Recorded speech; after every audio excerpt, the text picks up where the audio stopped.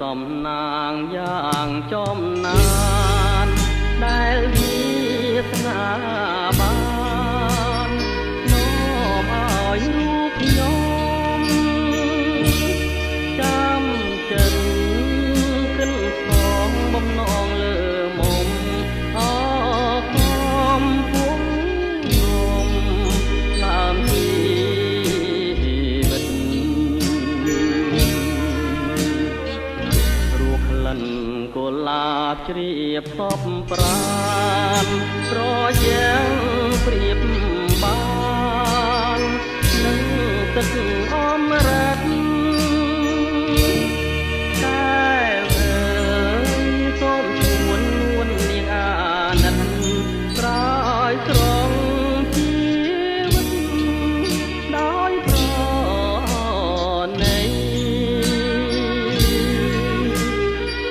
រៀមសូមសច្ចាចំពោះមុខ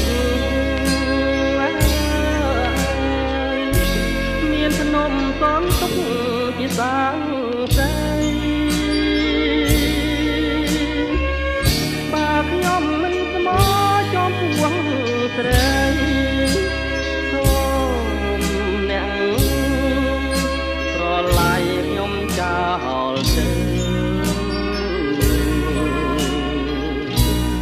កំពុងធំជំរុំចិត្តសូមផ្ញើជីវិត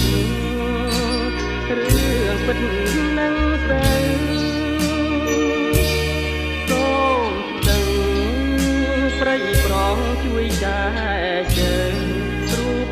ត្រូវឲ្យខ្ញុំជាគូ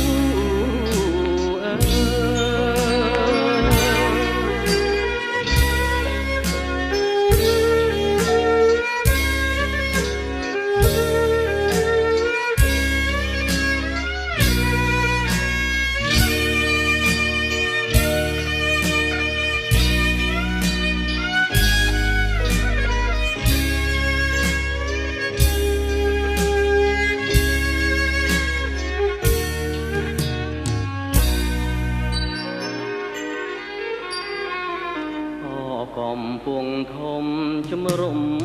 ចិត្តសូមផ្ញើជីវិតរឿងពិតនឹងទៅ